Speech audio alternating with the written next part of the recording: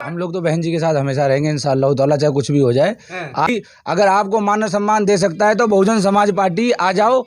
एक झंडे के नीचे सर्व समाज मिलकर काम करते हैं और सर्व समाज को इज्जत और सम्मान देने को काम कर सकता है, तो राष्ट्र की पार्टी बहुजन समाज पार्टी कर सकता है। तो बड़ा सवाल है, सोचिएगा आप और आपका परिवार जो वोट देने जाते हैं तो कि 75 वर्ष में आपकी औकात इतनी ही रह गई कि मुफ्त की बिजली, सड़क, बिजली और 5 किलो राशन तक रहेंगे।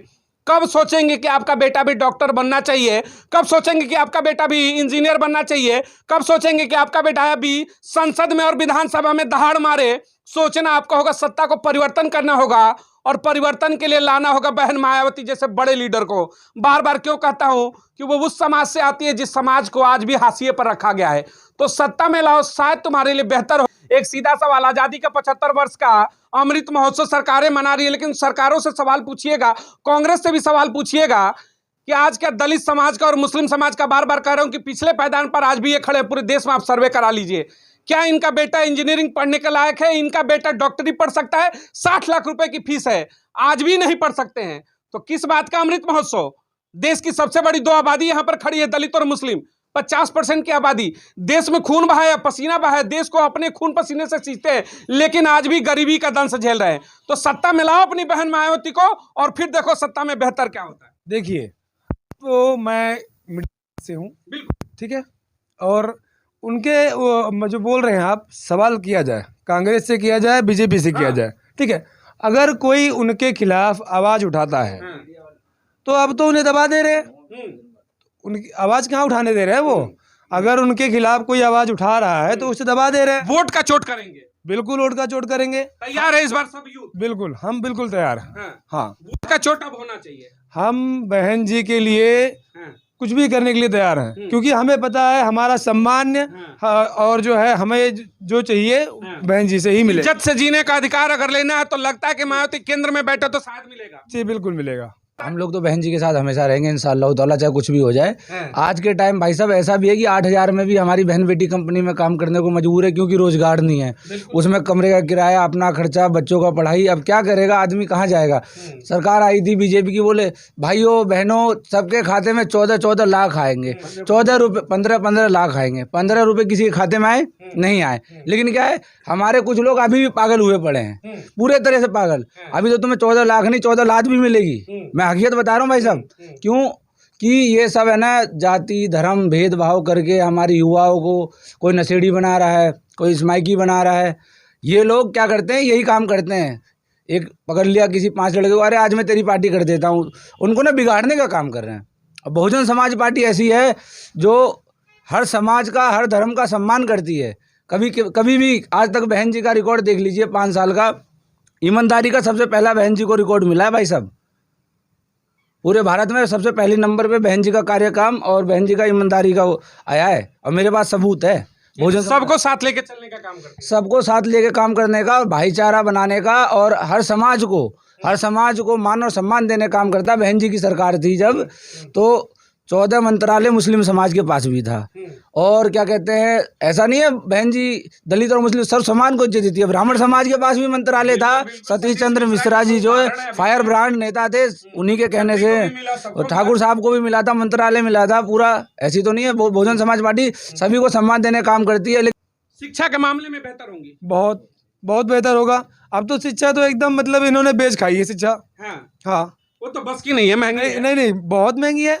गरीब आदमी तो पढ़ा ही नहीं सकता, जो 15,000 20,000 महीने कमा रहा है वो पढ़ा ही नहीं सकता। आप फीस चले जाओ, 2,000 3,000 फीस है महीने की, ठीक है। आप अगर किराए पे रह रहे हो, 3,000 4,000 किराया दे रहे हो, खा रहे हो 10-12 हज़ार खाओ, तो आप बचाओगे क्या?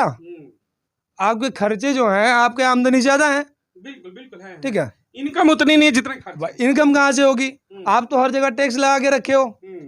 अगर हम कोई सामान खरीद रहे हैं जो 18% GST है, 20% GST है, आप लगा के रखे हो, वो तो हमारे जेब से ही जा रहा है। हम किससे वसूलने जाएं?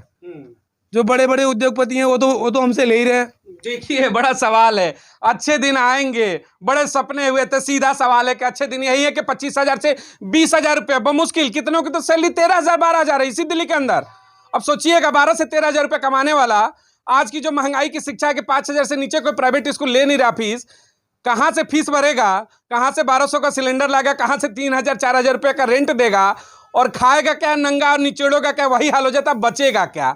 यानी धरती पर केवल जिंदा रहने के लिए पैदा हुए हो और कहेंगे कि यही अच्छे दिन है। तो भाई ऐसे अच्छे दिन से तो बढ़िया कि एक बार मौका देते हैं दलित बेटी को, देखते हैं उसके साथ भी क्या। लेकिन आरएसएस और बीजेपी ने देखा कि 2007 से 2012 के बाद बहुजन समाज पार्टी इतनी काबिल हो रही है, दिल्ली के अंदर हम लोग बढ़ती जा रही है। दिल्ली के अंदर भी हमें 14% वोट मिला था। दिल्ली के अंदर भी हमारी सरकार बन रही थी, 35 विधायक हमारे दूसरे नंबर पे थे, 2 जीत के आए थे। लेकिन इन लोगों ने क्या करके एक हमारे बीच बी टीम और सी टीम ऐसा बैठा दिया कि हमारा माइंड वॉश करके हमारा वोट ले लिया। हमें बोला वो अरविंद केजरीवाल जी बोले कि भाई मैं अपने बच्चों की कसम खाता हूँ, मैं कभी भी सिक्योरिटी नहीं लूँगा, गाड़ी नहीं लूँगा, बंगला नहीं लूँगा। आज के टाइम सब कुछ ले रखा है, 1.5, 3, 4 करोड़ का तो उनका किचन है, किचन 3 करोड़ का, जिसमें हमारी वाइफ का किचन देख लो, एक टेबल होगा, एक सिलेंडर होगा। भैया तुम मुख्यमंत्री हो तो तुम्हारा अच्छा हो जाए, 1 लाख का हो जाए। आप मुख्यमंत्री हो, सब कुछ ले लो। सीधा सवाल है कि जिस बहुजन समाज का आपने वोट लिया था, आज बहुजन बस्तियों में चलिए, दिल्ली के अंदर, कहते हैं देश की राजधानी है, कहीं पानी नहीं है तो कहीं बिजली नहीं तो कहीं कचरा है, नर्क से बदतर जिंदगी है। कहाँ गया, किस लिए वोट लिया था? ये तो बात बिल्कुल सही कह रहे हैं। जैसे बस अभी भी रोड पे चलता है तो बस वाले ना हमारी बहन बेटी को देख के यहाँ खड़े रहते हैं तो बस आगे रोकता है, वहाँ रोकता ही नहीं है। अब कहते हैं हेल्पलाइन नंबर, कोई भी हेल्पलाइन नंबर नहीं है। अपने समाज के युवाओं को क्या कहना चाहेंगे? आपने कहा कि बी टीम सी टीम, मैं बहुजन समाज से लोगों को तोड़कर नई नई पार्टियां बना दी गई कि बहन मायावती को कमजोर करो, टारगेट मायावती है। उन युवाओं को क्या कहेंगे जो झंडा उठा रहे हैं दूसरे दलों का? मैं तो वही कहता हूँ भाइयों, किसी के कहने से, किसी के पिलाने से नशेड़ी और जुआड़ी और ये जो हो रहा है ये मत करो भाई। अगर आपको मान सम्मान दे सकता है तो बहुजन समाज पार्टी आ जाओ। एक झंडे के नीचे सर्व समाज मिलकर काम करते हैं और सर्व समाज को इज्जत और सम्मान देने को काम कर सकता है तो राष्ट्र की पार्टी बहुजन समाज पार्टी कर सकती है। सत्ता के भागीदार बनो, सब कुछ मिल जाएगा। जी जी बिल्कुल, नशे में कुछ नहीं है, नशे में कुछ नहीं है। अगर मंदिर में और ऐसे जगह और कुछ होता ना तो बाबा लोग अंतरी मंत्री संतरी नहीं बनते भाई साहब। हाँ, सही बात इन्होंने कहा। देखिए, कहते हैं कि भाई सत्ता के भागीदार बनो, जिस दिन मालिक बन जाओगे सब चीज मिल जाएगा। यार हाथ क्यों फैलाते हो किसी के सामने?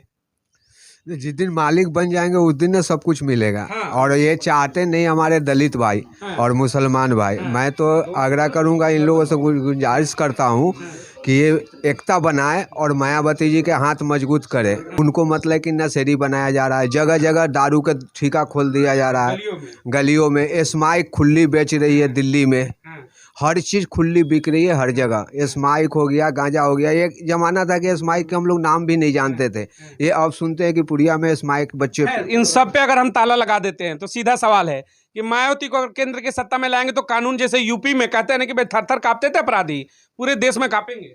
नहीं, मायावती जी को सत्ता में लाने से केंद्र में मतलब कि होगा कि थर थर कांपेंगे पुलिस वाले। और पुलिस वाले क्या, ये नाजायज काम नहीं होगी। जितना दारू चल रहा है, स्माइक चल रहा है, ये नहीं होगी। गली गली में दारू, सर समाज का विकास होगा, सर समाज का ही विकास होगा। सर एक आखिरी में सवाल आपसे लेना चाहूंगा।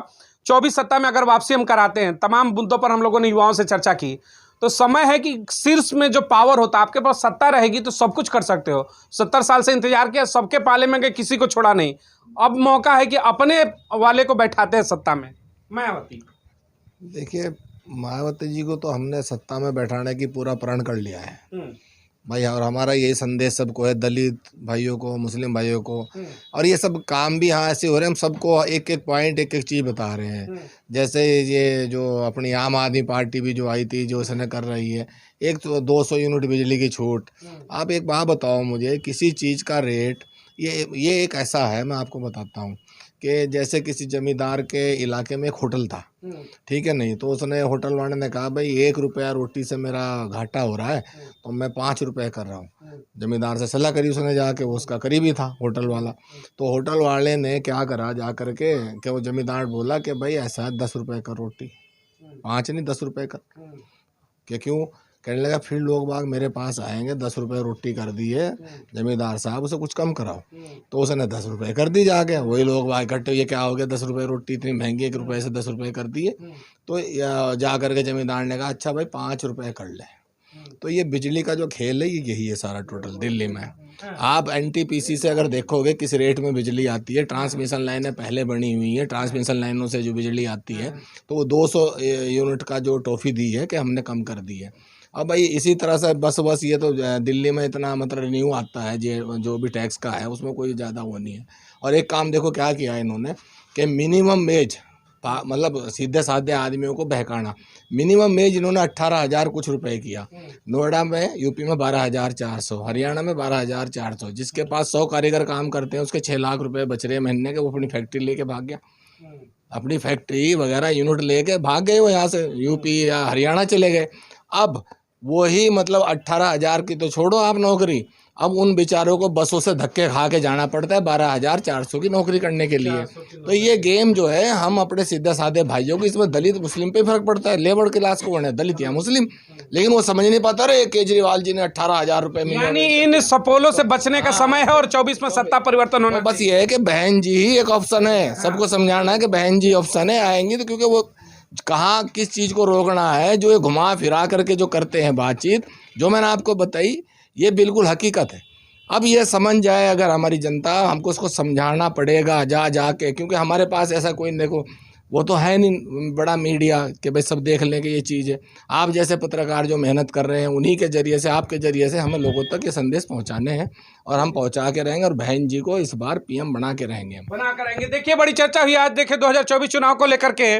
सही बात है कि 75 वर्ष में क्या दलित और मुस्लिम समाज या फिर जो भी गरीब तबका है, आज भी मुफ्त की बिजली, मुफ्त की बसें और 5 किलो राशन और शौचालय ही विकास है क्या? होगा कमेंट सेक्शन में बताइएगा कि क्या आपकी बार बहन मायावती की वापसी होगी 2024 में। मिलेंगे अगली तमाम बड़ी खबरों के साथ। चैनल को लाइक और सब्सक्राइब जरूर करें ताकि हर बड़ी खबर आपके दरवाजे तक मिलती रहे। बहुत बहुत धन्यवाद। जय हिंद, जय भारत।